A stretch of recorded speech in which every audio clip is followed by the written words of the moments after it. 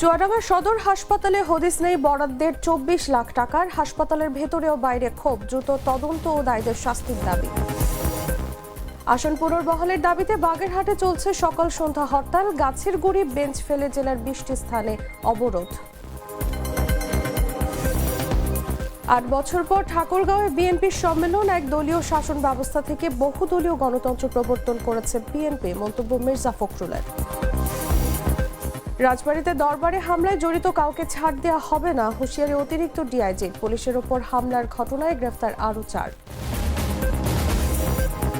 এবং শ্রমিকদের বেতন বৃদ্ধির দাবিতে রাজশাহী থেকে ঢাকাগামী বাস বন্ধ। ভোগান্তিতে সাধারণ যাত্রীরা, চলছে সমাধানের চেষ্টা।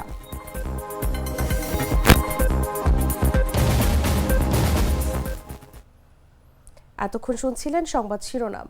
দর্শক, আমন্ত্রণ দেশ জুড়ে সংবাদে, সাথে আছি আমি তাসলিমা তিথি।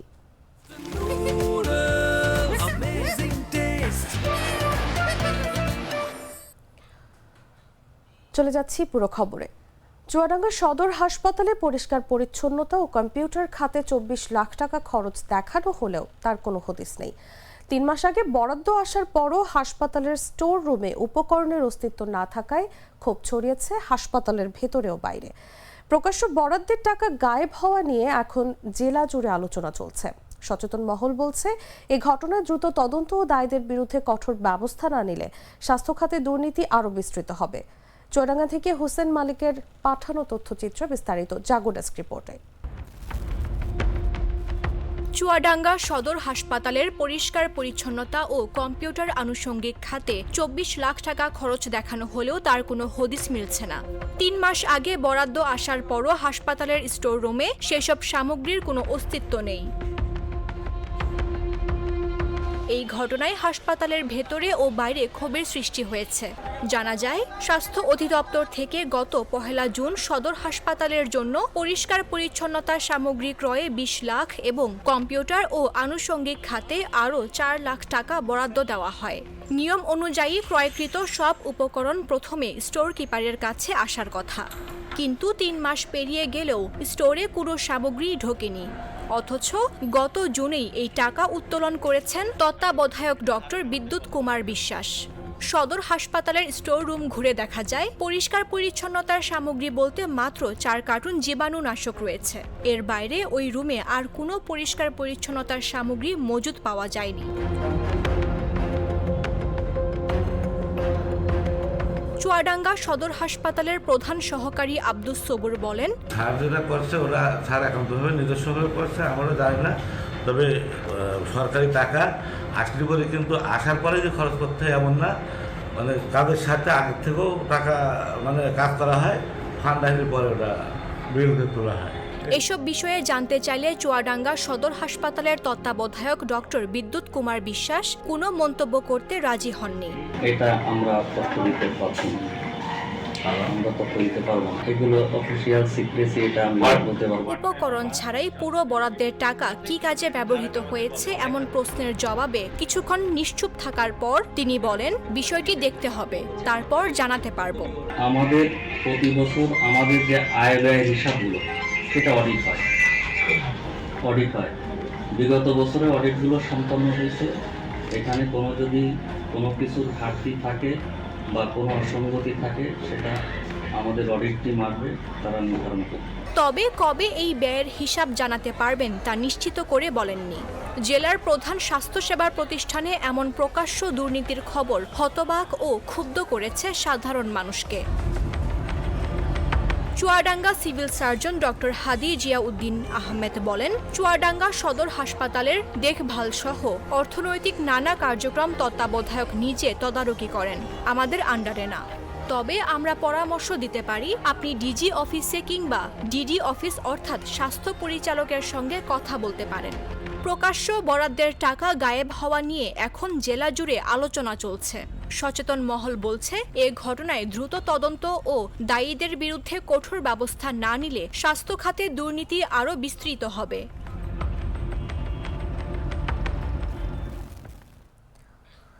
জাহাঙ্গীরনগর বিশ্ববিদ্যালয় কেন্দ্রীয় ছাত্র সংসদ জাকসু নির্বাচন স্থগিত চেয়ে হাইকোর্টে রিট করা হয়েছে। সোমবার হাইকোর্টে সংশ্লিষ্ট শাখায় রিট দায়ের করা হয়। জানা যায়, বিশ্ববিদ্যালয়ের শিক্ষার্থী অমর্ত্য রায় এই রিট আবেদন দায়ের করেন। চলতি সপ্তাহে হাইকোর্টের একটি ডিভিশন বেঞ্চ রিট আবেদনটির শুনানি হওয়ার কথা রয়েছে। জাহাঙ্গীরনগর বিশ্ববিদ্যালয় কেন্দ্রীয় শিক্ষার্থী সংসদ নির্বাচনে চূড়ান্ত প্রার্থী তালিকা প্রকাশ করা হয়। তাতে দেখা যায়, বিভিন্ন পদে 179 জন প্রতিদ্বন্দ্বিতার জন্য চূড়ান্ত অনুমোদন পেয়েছেন, যার মধ্যে 10 জন সহ সভাপতি ও 9 জন সাধারণ সম্পাদক পদপ্রার্থী। বিশ্ববিদ্যালয়টির পুরাতন প্রশাসনিক ভবনের সিনেট হলে এক সংবাদ সম্মেলনে সাংবাদিকদের সঙ্গে আলাপকালে জাকসু নির্বাচন কমিশনের সদস্য সচিব অধ্যাপক ডক্টর এ.কে.এম. রশিদুল আলম এ তথ্য জানান। দীর্ঘ 33 বছর পর জাহাঙ্গীরনগর বিশ্ববিদ্যালয় কেন্দ্রীয় ছাত্র সংসদ ও হল সংসদ নির্বাচন ঘিরে জমে উঠেছে উৎসবমুখর পরিবেশ ক্যাম্পাসে।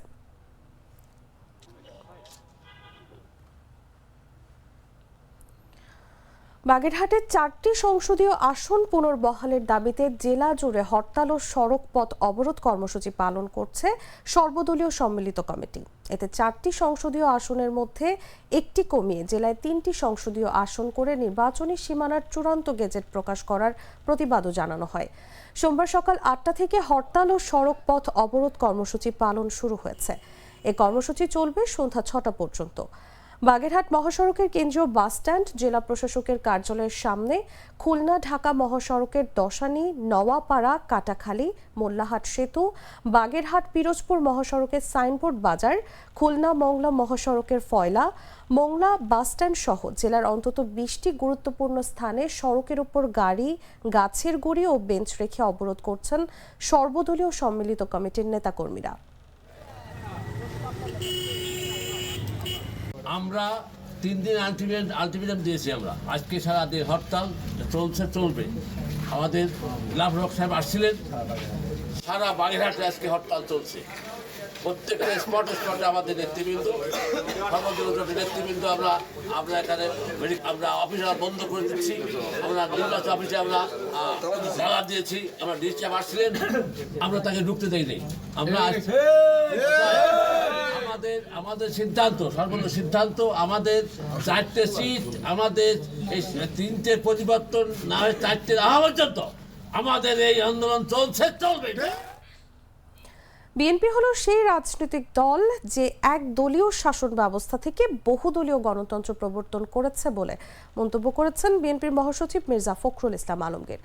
বলেন, নতুন বাংলাদেশ গড়ে তোলার জন্য 31 দফা কর্মসূচি প্রণয়ন করেছে বিএনপি। সোমবার বেলা 11:30টার দিকে ঠাকুরগাঁও বালক উচ্চ বিদ্যালয়ের বড় মাঠে জেলা বিএনপির দ্বিবার্ষিক সম্মেলনে উদ্বোধনী বক্তব্যে একথা বলেন তিনি। এ সময় তিনি সম্মেলন উদ্বোধন ঘোষণা করেন। সম্মেলনে প্রধান অতিথি হিসেবে ভার্চুয়ালি উপস্থিত থাকবেন বিএনপির ভারপ্রাপ্ত চেয়ারম্যান তারেক রহমান।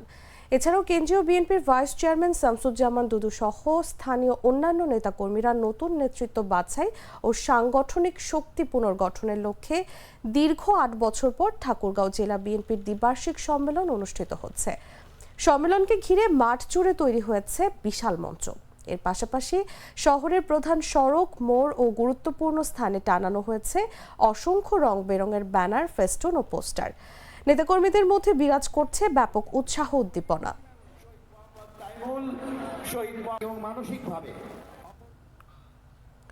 এবার সারা দেশে প্রায় 33,000 পূজা মণ্ডপে দুর্গাপূজা হবে বলে জানিয়েছেন স্বরাষ্ট্র উপদেষ্টা মোহাম্মদ জাহাঙ্গীর আলম চৌধুরী। সোমবার সচিবালয়ে শারদীয় দুর্গাপূজা উদযাপন উপলক্ষে নিরাপত্তা ও আইন শৃঙ্খলা বিষয়ক সভা শেষে একথা জানান উপদেষ্টা। স্বরাষ্ট্র উপদেষ্টা বলেন, এবছর পূজা মণ্ডপ ও দুর্গাপূজার সার্বিক আইন শৃঙ্খলা রক্ষায় পুলিশ, র্যাব, বিজিবি ও আনসারের পাশাপাশি সশস্ত্র বাহিনীও নিয়োজিত থাকবে। পূজা মণ্ডপ কমিটির পক্ষ থেকে এবছর কোনো ধরনের উদ্বেগ প্রকাশ করা হয়নি জানিয়ে তিনি বলেন, এবার দুর্গাপূজা ঘিরে কোনো ধরনের হুমকি নেই। শান্তিপূর্ণ পরিবেশেই সারা দেশে পূজা উদযাপিত হবে। যারা দুষ্কৃতিকারী তারা সব জায়গাতেই বিশৃঙ্খলা তৈরির চেষ্টা করবে।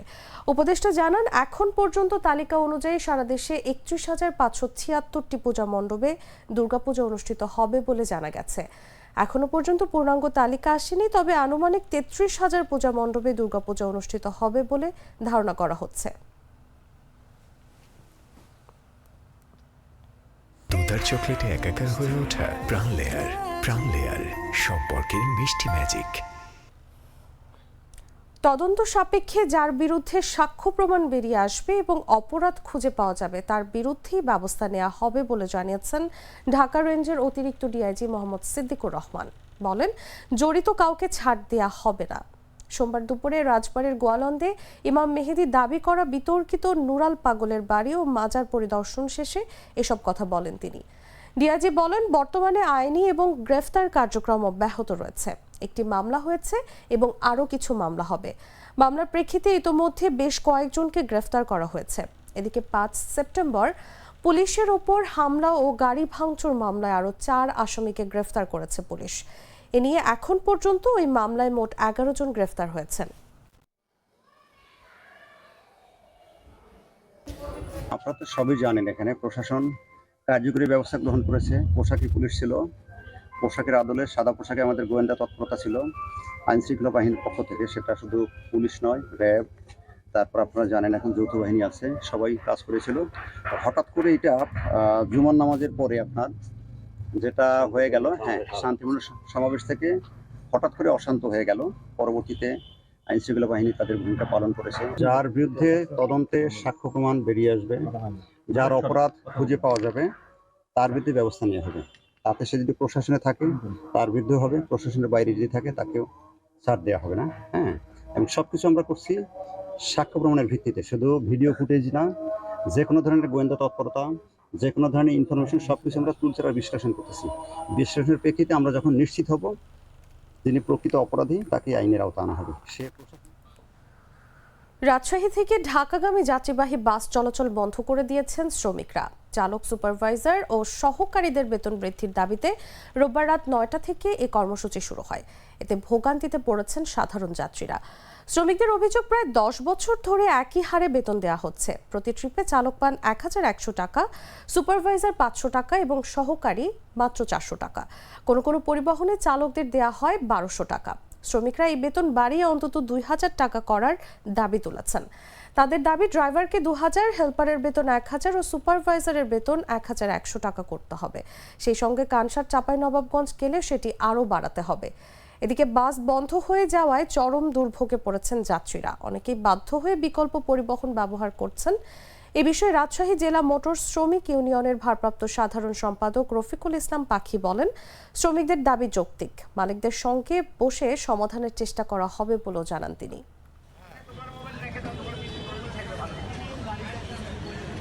আমি তো মশলা বদলে ফেলেছি, এবার আপনিও বদলে ফেলুন। একবার প্রাণ গুঁড়া মশলা ব্যবহার করেই দেখুন। রাঙামাটিতে প্রথমবারের মতো কলার তন্তু ব্যবহার করে তৈরি হচ্ছে পরিবেশ বান্ধব ও পুনর্ব্যবহারযোগ্য স্যানিটারি ন্যাপকিন প্রকৃতি। নারী উন্নয়ন কর্মী নায়ুপ্রো মার্মা মেরির উদ্যোগে উৎপাদন শুরু হয়েছে এবং জেলার নারীদের জন্য বিনামূল্যে বিতরণের কার্যক্রমও শুরু হয়েছে। উইফ কর্তৃপক্ষ বলছে, পণ্যটি বাজারে ছাড়তে বিএসটিআই এর অনুমোদনের জন্য আবেদন করা হয়েছে। শীঘ্রই অনুমোদন পাওয়া যাবে। বিস্তারিত জাগো ডেস্ক রিপোর্টে।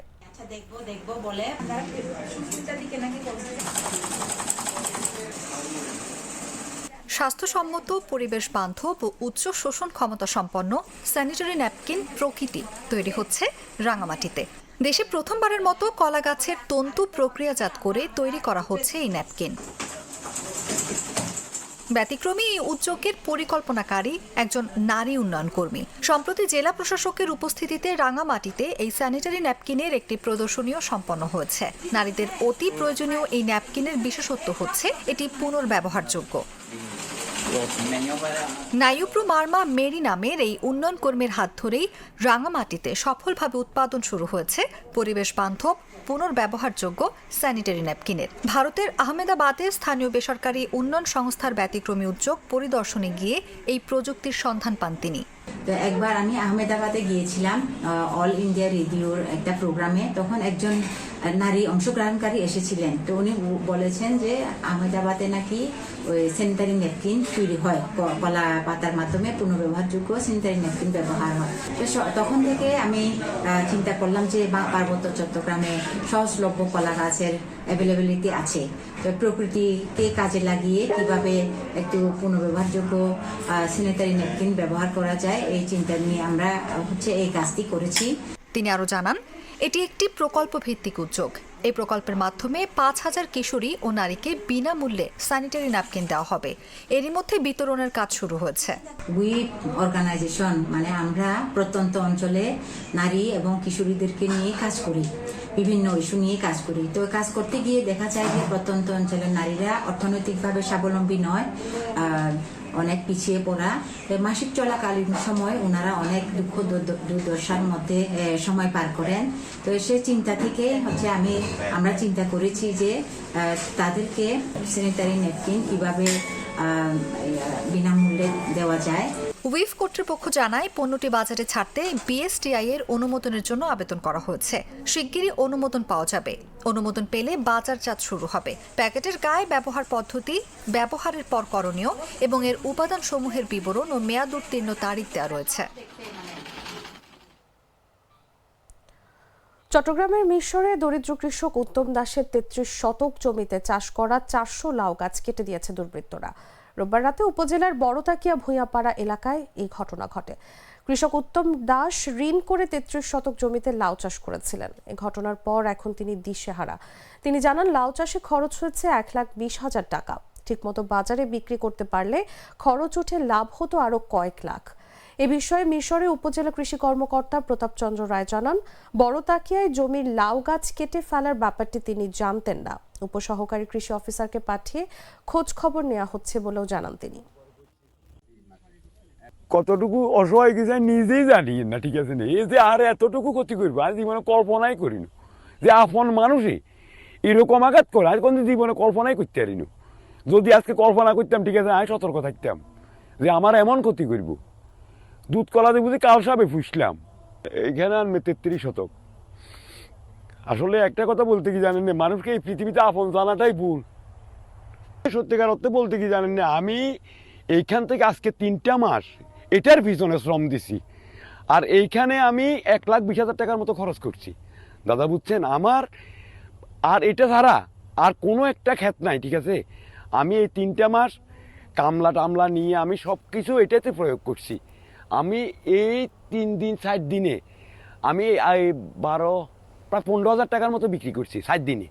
কিন্তু একটা লাউর দাম আমরা 70 টাকা ফাইকারদের। আসলে বিশ্বাস করতে না দাদা। দর্শক, সংবাদ শেষ করার আগে শিরোনামগুলো জানিয়ে দিচ্ছি আরো একবার।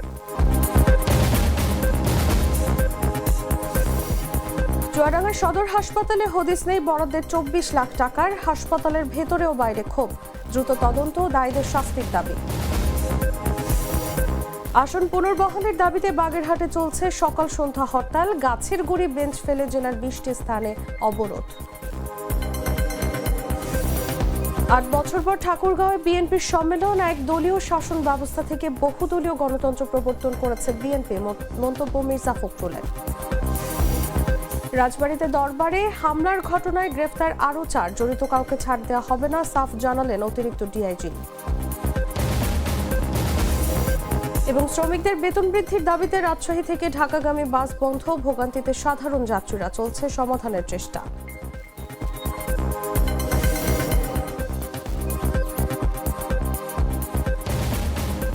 দর্শক, এই ছিল দেশজুড়ে সংবাদে। এরপর দেখবেন সন্ধ্যার 7টা নিউজ। প্রতি মুহূর্তের সর্বশেষ খবর জানতে ভিজিট করুন jagunews24.com। ফলো করুন আমাদের ভেরিফাইড ফেসবুক পেজ এবং সাবস্ক্রাইব করুন জাগো নিউজের ইউটিউব চ্যানেল। ধন্যবাদ সবাইকে।